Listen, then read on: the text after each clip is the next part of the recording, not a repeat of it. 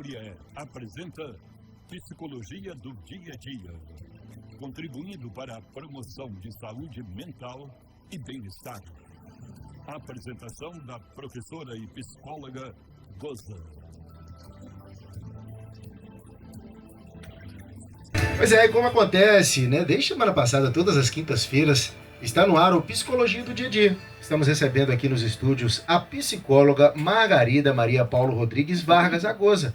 A psicóloga Goza atende em seu consultório, ali na Rua Barão do Monte Alto, 125, sala 101. Goza, boa tarde, mais uma vez é um prazer te receber aqui, conversar um pouquinho, né, sobre saúde mental, sobre temas que às vezes pode estar aí na pauta, né, da população. Inclusive, Goza, já tinha gente hoje 1h30 da tarde falando, não, estou aqui esperando, né, a participação da Goza no programa. Seja bem-vindo mais uma vez, boa tarde. Boa tarde, ouvintes, boa tarde, Wagner. É um prazer estar de volta, é um prazer toda quinta-feira estar de volta. E a gente tem muita coisa para falar, a gente tem muita coisa para pensar, né, a partir do que a gente fala e do que a gente ouve.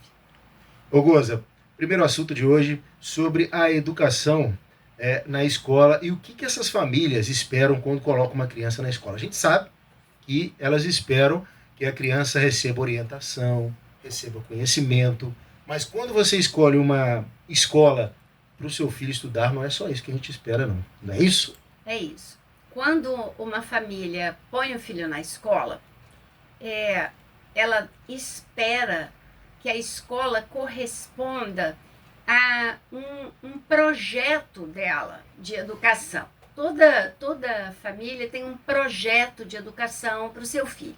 Então, quando ela põe o filho na escola, ela espera que a escola corresponda àquele projeto. Nós hoje temos uma questão muito séria, que é o fato de as famílias projetarem alguma coisa e entregarem a execução do projeto inteiramente para a escola. Exclusivamente. Esperar que a criança saia com conhecimento e com vivência de vida, é isso? Então, por quê? A escola, ela é um lugar de instrução. Então, a escola ensina matérias, né, português, matemática, geografia, história, ciências. Ela ensina isso. Isso é o mais pesado que a escola ensina e que a família, raríssimas exceções, não ensina. Mas a escola confirma, aprofunda, aprimora outras habilidades que são plantadas em casa. Então, responsabilidade é plantado em casa e a escola aprimora, aprofunda. Respeito é plantado em casa, mas a escola aprimora, lapida, aprofunda, não é? E na escola, a criança e o adolescente têm a oportunidade de conviver com pessoas diferentes dela. Então, ela também vai fazer um treino para a vida adulta, que é o treino da diferença, do conviver com a diferença. Na minha infância e adolescência, minha mãe falava, você não é Maria, vai com as outras. Quer dizer, eu não tenho que fazer tudo que todo mundo faz, mas eu tenho que aprender a conviver com pessoas que fazem coisas diferentes das que eu faço. Pessoas que acreditam em coisas diferentes das que eu acredito. Então, a escola é para isso. Então, a família tem um projeto de educação para os seus filhos e ela deve poder escolher uma escola que entre nesse projeto, mas não uma escola que realize sozinha esse projeto. Tira a criança daquela bolha, né? Porque na escola ela vai ser mais uma. Sim. E na família, geralmente, ela é, né, o destaque, né? Sim, e é isso. Mesmo em famílias numerosas, né, em que você já tem um aprendizado importante, né, das diferenças, do convívio, do ceder a vez, do dividir, do participar. Nas famílias grandes você já tem isso, mas a gente não tem mais famílias grandes hoje, com raríssimas exceções também. E mesmo que a gente tenha a família maior, o núcleo, né, que comanda é o mesmo, pai e mãe. Então acaba que as crianças ficam ali num ambiente que a gente deseja que seja protegido. Na escola, a gente também precisa que ela seja protegida, mas a proteção vai ser de outro nível, não é? A proteção vai ser com outras bases, porque ali é desejável que todas as crianças tenham o mesmo direito, que todas as crianças tenham a mesma oportunidade. E é isso que a criança vai aprender ali, né, de fundamental. Ô, Gozi, vamos falar do outro lado da história agora. E o que a escola espera das famílias? Que é uma pergunta que eu acho que se faz pouco. Sim, não é? E nós estamos com uma certa dificuldade de atualizar, quer dizer, de fazer isso acontecer. Não é? O diálogo família-escola tem estado muito prejudicado. Né?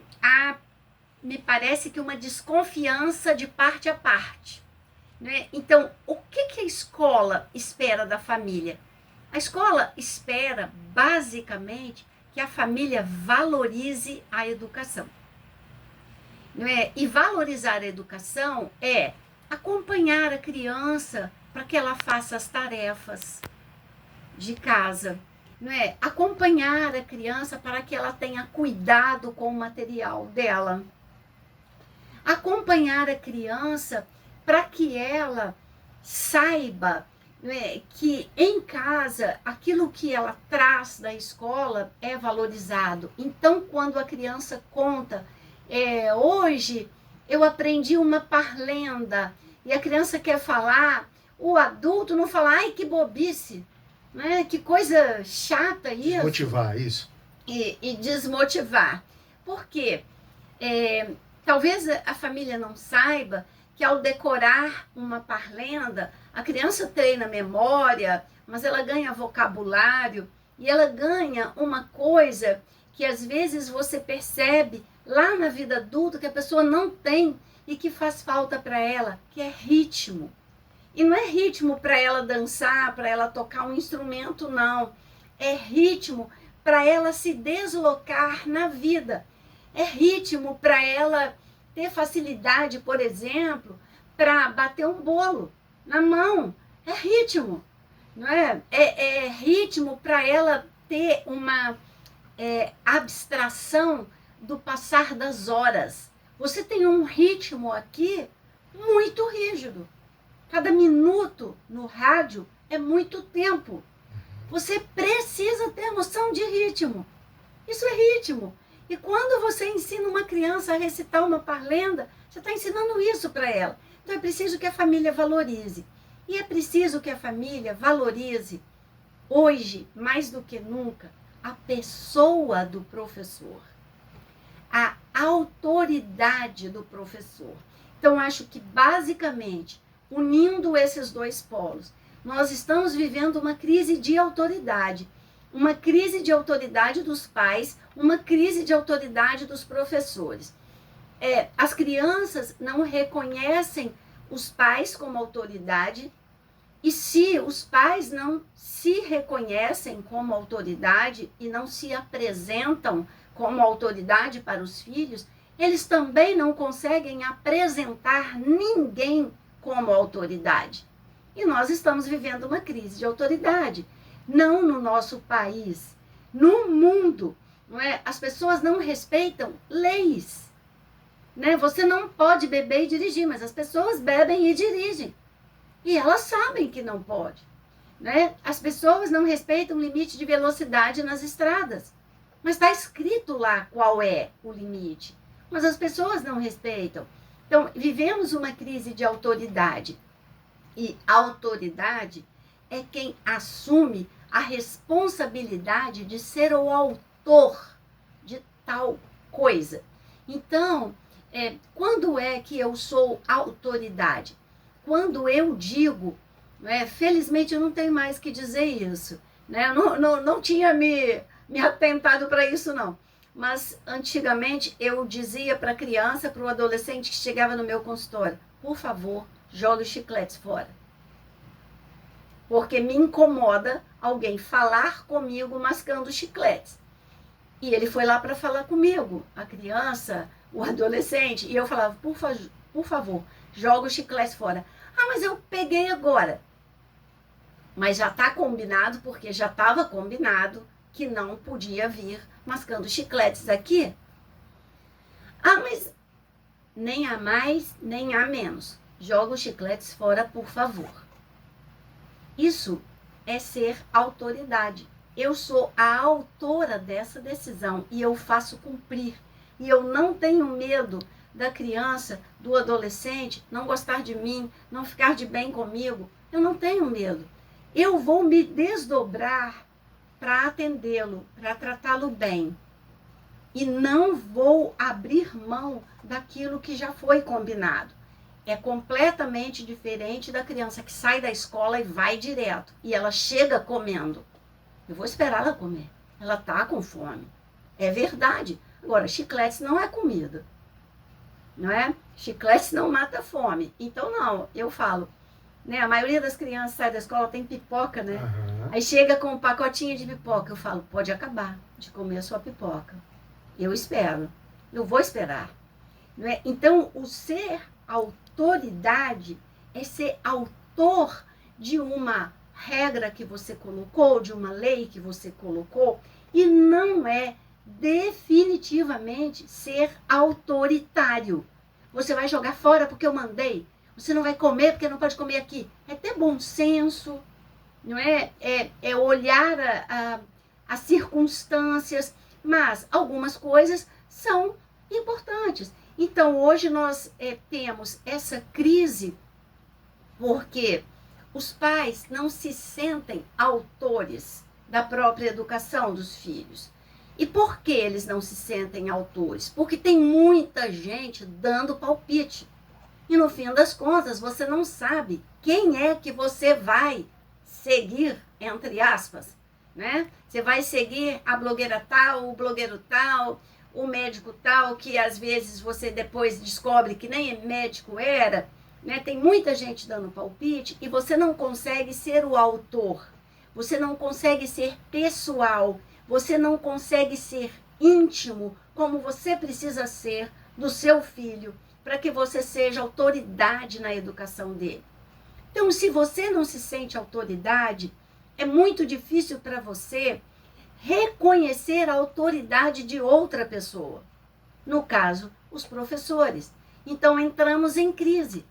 Porque se a gente pensar que os professores, por sua vez, na maioria mulheres, também são mães, que também estão vivendo uma crise de autoridade com os próprios filhos, com os próprios alunos, a gente está, para usar uma expressão muito popular, num saco de gato, onde todo mundo mia e você não sabe de quem é o miado. E quem fica mais perdido, quem tem o maior prejuízo nisso tudo, é a criança e o adolescente. Não é? A criança por uns motivos, o adolescente por outros, bastante diferentes, mas os dois, né, as duas faixas etárias ficam profundamente prejudicadas por causa dessa crise de autoridade. Não é que a gente precise ser autoritário, mas tem uma hora que eu tenho que dizer, quem manda sou eu, quem decide sou eu. Por quê? Qual é o problema, a grande questão de eu não assumir autoridade?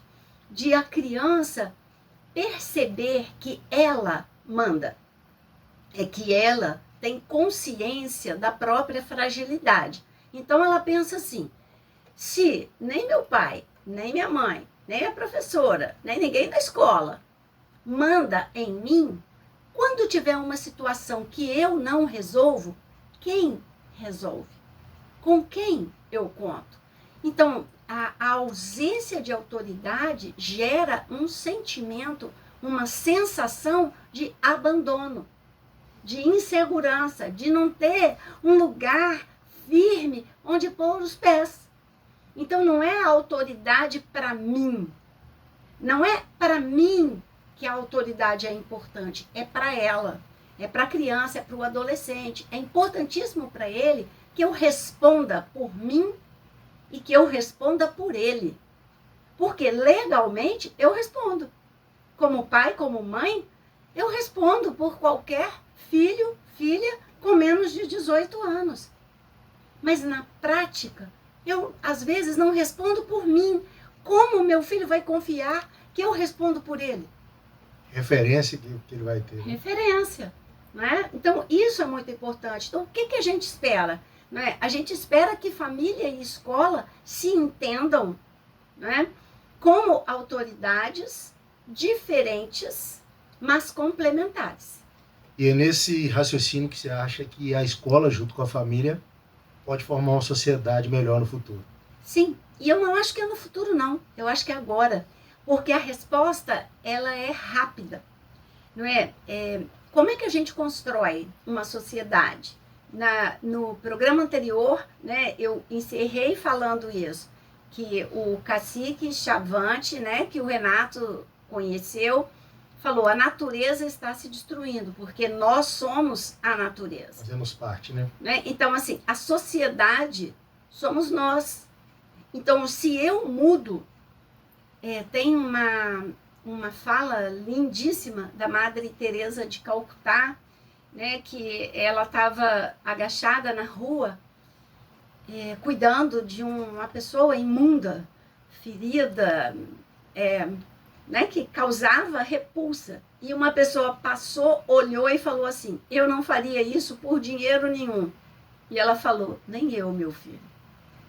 Então, essa sociedade que se entenda implicada em tudo é que vai se construindo na direção do que a gente quer. Né? Então, assim, não é porque a escola não faz, então eu vou acusar a escola. Porque a família não faz, eu vou acusar a família. Não é. É assim, o que é que a gente pode fazer? Juntos. Falar em sociedade, Goza, para fechar a participação de hoje, a gente tem visto, né, algumas notícias de pessoas com alguns comportamentos que nos vêm chamando a atenção. E um desses comportamentos é em relação a esses bebês reborn. A gente tem visto muitas mulheres, acho que na maioria, 99,9%, são mulheres. Eu queria que você falasse um pouquinho sobre esses sentimentos que algumas pessoas estão criando em cima desses bonecos, que são muito realistas, que parecem com bebês recém-nascidos e estão aí, né, viralizando nas redes sociais. O que você entende desse sentimento? O que você acha que essas pessoas estão buscando com essas atitudes e tendo, né, esse tratamento a esse brinquedo, vou classificar assim, como se fosse aí real? Bom, a primeira coisa, eu acho que a gente refletir o quanto isso revela o nosso vazio. O vazio de sentido, o vazio de afetos, o vazio de propósitos, não é? Que a nossa sociedade vive. E a gente acaba voltando a essa questão da autoridade, né? Da responsabilidade. Porque aquele filho é um filho com o qual você não precisa assumir nenhum papel. Você não precisa ser autoridade, você não é responsável, você não responde por ele, porque ele não te questiona. Né? Então, preencher, eu acho que vai muito, Wagner, na mesma linha dessa ideia, não é, de que tudo que eu faço na minha vida precisa ser instagramável, né? Assim, precisa ser perfeito, precisa ser editado. Mesmo que não seja. Mesmo que não seja, exatamente. Mas porque não existe vida perfeita. Existe a vida editada. E a vida real, né? Na vida real, eu vou chegar em casa e tem louça suja na pia. Porque eu saio correndo de manhã e eu só volto à noite. E a louça vai estar lá, porque ela não se lava por si, né? E ela não, né? Ela não se limpa sozinha. Então, o bebê reborn é uma criança que me dá, né, a ilusão de que eu tenho alguém, não é? Quando eu não tenho, de que eu crio um vínculo que eu não crio, né? E ela, a meu ver, ela denuncia a ausência dos vínculos reais, que aí sim são satisfatórios, mas também são dolorosos, não é? Quando eu tenho um vínculo de amor, e não estou falando só de amor romântico, né? Eu estou falando um vínculo de amor com pessoas, eu posso me frustrar porque as pessoas não são perfeitas, eu posso me frustrar porque eu também não sou perfeita e posso ter consciência de que causei dor a uma pessoa que eu amo, e isso vai implicar, não é, em muitas responsabilidades. E aí o bebê reborn não tem. Há quem diga que o bebê reborn ele pode ser usado na elaboração de lutos. Eu estudei bastante, claro que eu não esgotei o tema, mas esse é um tema que eu gosto, esse é um tema que eu estudo muito por trabalhar com pacientes de câncer e por frequentar congresso de ciência, saúde e espiritualidade. Então, olha, para elaborar um luto, você precisa viver o luto e não negar o luto. Quando eu ponho alguma coisa no lugar de alguém, para eu não sentir a dor de perder alguém, eu tenho um problema sério, porque uma hora eu vou me deparar com esse vazio de novo. E aí eu vou pôr o quê no lugar? Não é? O luto é uma elaboração longa. Para muitas pessoas dura anos, mas é uma necessidade sustentar essa dor, porque essa dor tem um sentido, tem um motivo, tem uma justificativa. Então, se eu estou profundamente triste porque eu perdi alguém que eu amava, e eu nem gosto de falar no passado, eu gosto de falar no presente, né? Se eu perdi alguém que eu amo, eu vou ter que passar por isso, eu vou ter que atravessar essa dor, eu vou ter que conviver com ela por um tempo. E não tem nada que eu possa pôr no lugar. Pensa, sentir uma dor, uma tristeza profundas quando eu perdi meus pais. E nada substitui, nem ninguém. Eu aprendo a conviver com a ausência deles, mas eles vivem em mim porque esse foi um vínculo cultivado. Então, ao mesmo tempo que esse vínculo profundo me causa dor, esse vínculo profundo também é o meu sustento. Então, quando eu preciso de um boneco para simbolizar esse vínculo, eu tenho um problema. Algo está muito errado. Algo está muito errado. Eu gostei foi da palavra, vazio. Eu acho que resume de forma simplificada essa situação. Pô, como é bom conversar, passa rápido o tempo. Passa rápido. Mais uma vez, muito legal conversar com você, né? Muito legal receber você aqui, registrar também a presença do nosso amigo, né? Que está sempre aí com a gente, fazendo as mídias. E deixar o encontro marcado. Jornalista, né? Jornalista. Você está vendo, né? Agora eu estou chique, acompanhada de jornalista. Uai, tudo evolui, né? Antigamente você vinha sozinha, né? Antigamente vinha sozinha. Mas agora evoluiu. Pois é. Nosso amigo Elias Muratori, tá aqui com a gente. Ô Goza, marcar um encontro para a próxima quinta-feira e eu quero que você traz aí aonde você atende. Hoje você vai lembrar o telefone. Eu vou falar o telefone, mas eu vou pedir para as pessoas, por favor, se deixarem recado na secretária eletrônica,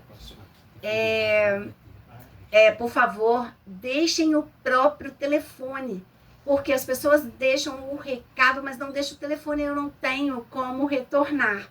Hoje mesmo isso aconteceu. Então, olha, tem um telefone fixo no consultório, que é 3722-4979.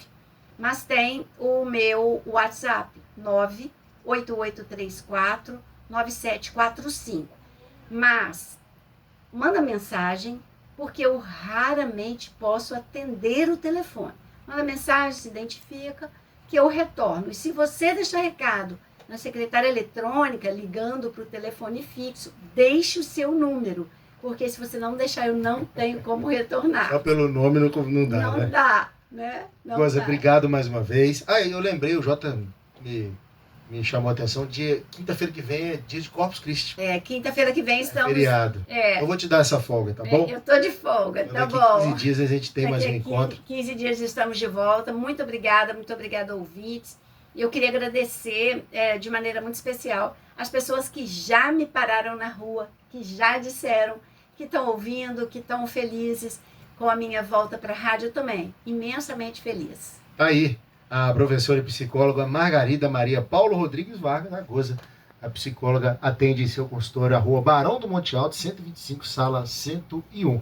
E na próxima quinta, não vai ter, na outra quinta, que 15 dias, a gente volta com o quadro Psicologia do Dia a Dia. 15 horas 57 minutos. Psicologia do Dia a Dia, contribuindo para a promoção de saúde mental e bem-estar. Apresentação da professora e psicóloga Goza.